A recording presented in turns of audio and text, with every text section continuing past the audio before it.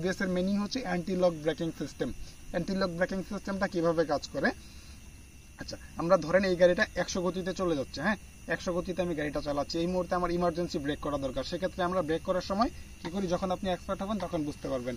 যদি আমি সম্পূর্ণ ব্রেকটা একসাথে চেপে ধরি, গাড়ির চাকাটা জায়গায় লক হয়ে যাবে, একদম লক হয়ে স্লিপ করে গাড়িটা পড়ে যাওয়ার একটা সম্ভাবনা থাকে। সেজন্য আমরা করি কি, নন এবিএস বাইকের ক্ষেত্রে ব্রেকটা ধরি ছাড়ি, সেক্ষেত্রে কিন্তু আমার দূরত্বটা একটু বেশি চলে যাচ্ছে, হ্যাঁ, কিন্তু গাড়িটা স্লিপ করবে না, স্মুথলি ব্রেক হবে, ধরি ছাড়ি। এই অ্যান্টি লক ব্রেকিং সিস্টেমের কাজ হচ্ছে আপনি চাপ দিয়ে সম্পূর্ণ দূরে থাকবেন, কিন্তু আপনার ব্রেকটা অটোমেটিক সে ধরবে ছাড়বে, এটাকেই বলা হয় অ্যান্টি লক ব্রেকিং সিস্টেম। আপনি ধরে থাকবেন, মিলি সেকেন্ডের ভিতরে সে ব্রেকটাকে ধরবে ছাড়বে, আপনি স্লিপ করবেন না, এটাকে বলা হয় অ্যান্টি লক ব্রেকিং সিস্টেম। একটা গাড়িতে দুটো চাকাতেই অ্যান্টি লক ব্রেকিং সিস্টেম করা থাকে, অবশ্যই ডিস্ক ব্রেক হতে হবে অ্যান্টি লক ব্রেকিং সিস্টেমের ক্ষেত্রে। আচ্ছা, এবার হচ্ছে সিবিএস ব্রেকিং সিস্টেম। এটা কিভাবে কাজ করে? সিবিএস ব্রেকিং সিস্টেমের মিনিং হচ্ছে কম্বাইন ব্রেকিং সিস্টেম। কম্বাইন মানে দুটো একসাথে মিলানো। সেটা বাইকের ক্ষেত্রে খুবই কম হয়, কিছু কিছু বাইকেও হয় সিবিএস ব্রেকিং সিস্টেম, তবে প্রাইভেট কার, বাস, ট্রাকের ক্ষেত্রে সিবিএস ব্রেকিং সিস্টেমটা কাজ করে। সিবিএস এর মানে হচ্ছে কম্বাইন ব্রেকিং সিস্টেম। এক্ষেত্রে দেখুন, আমি সামনের ব্রেকটা যখন ধরলাম, আমার এই বাইকের ক্ষেত্রে সামনের চাকাটা ব্রেক হলো, কিন্তু এটা যদি সিবিএস ব্রেকিং সিস্টেম থাকতো না, যে কোনো একটা ব্রেক দিলে দুইটা চাকা একত্রে ব্রেক হতো, সেটাকে সিবিএস ব্রেকিং সিস্টেম বলা হয়। আপনি যদি পায়ের ব্রেকটা করেন বা পিছনের চাকার ব্রেক করেন, পিছনের চাকাও ব্রেক হবে, সামনের চাকাও ব্রেক হবে, সেটা অনুপাত দেওয়া থাকে। আপনি যতটুকুই ব্রেক করেন, সামনের চাকা যদি হয় 60%, পিছনের চাকা হবে 40%, সামনের চাকা যদি হয় 70%, পিছনের চাকা হবে 60%। মানে এইভাবে অ্যাডজাস্ট করা থাকে, যেটা যতটুকু পরিমাণ ধরা দরকার, আপনি যে কোনো ব্রেকে ক্লিক করলে অটোমেটিক্যালি দুটো চাকা একত্রে ব্রেক করে নিবে।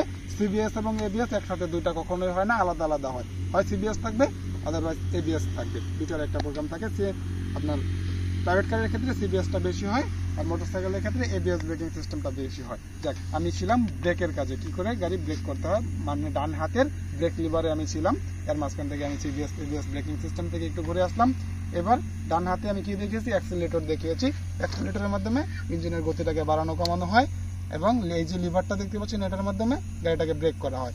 এবার আর কি আছে, ডান হাতে আরো এদিকে অনেকগুলো সুইচ আছে। তার আগে আমি এই যে বড় যেটা লুকিং গ্লাস আছে, এই লুকিং গ্লাস সম্পর্কে একটু ধারণা দিয়ে নেই। লুকিং গ্লাসের কাজটা কি? একটা গাড়িতে দুটো লুকিং গ্লাস থাকে ডিফল্ট ভাবে। লুকিং গ্লাস ছাড়া যদি আপনি গাড়ি চালান, সেক্ষেত্রে আপনার কিন্তু যদি ট্রাফিকে ধরে মামলা হয়ে যাওয়ার সম্ভাবনা থাকে। অবশ্যই লুকিং গ্লাস থাকতে হবে, এবং এটা অতি প্রয়োজনীয় একটা জিনিস। লুকিং গ্লাসের মাধ্যমে আপনি কি করবেন? লুকিং গ্লাসের কাজটা কি? দুই পাশে দুইটা লুকিং গ্লাস আছে। ডান পাশে যে লুকিং গ্লাসটা আছে, সেটা নর্মালি আপনার পিছনে কি আছে সেটা দেখার জন্য। এটাকে আপনি ইচ্ছা মতো ঘোরাতে পারবেন, আপনার যেদিকে দরকার সেদিকে এটাকে মুভ করে দিতে পারবেন, ঠিক আছে। আমি যদি এটাকে পিছন দিকে মুভ করি, এটার কাজ হচ্ছে আপনার বরাবর পিছনে কি আছে সেটা দেখার জন্য এই লুকিং গ্লাসটাকে আপনি ব্যবহার করবেন। এটাকে অ্যাডজাস্ট করে নেবেন। কিভাবে করলে আপনার পিছন সাইডটা দেখা যায়? আপনি দেখবেন আপনাকে কোন গাড়ি ওভারটেক করতে যাচ্ছে, আপনার পিছনে কি গাড়ি আপনার সাথে সাথে যাচ্ছে, বা কে আপনাকে ফলো করছে, সবকিছু আপনি এই লুকিং গ্লাসটা অ্যাডজাস্ট করে এটার মাধ্যমে দেখবেন। বাম পাশে যে লুকিং গ্লাসটা আছে, আপনার পিছনে যে পিলিয়ন থাকবে তাকে দেখার জন্য এই লুকিং গ্লাসটাকে অ্যাডজাস্ট করে নেবেন। বেশিরভাগ সময় আমি পার্সোনালি আমার নিজেকে দেখার জন্য এটা ফোকাস করে থাকি। যাই হোক, লুকিং গ্লাসের কাজ বোঝাতে পেরেছি। এবার এদিকে আরো কিছু একটা সুইচ আছে, এইগুলো দেখাই।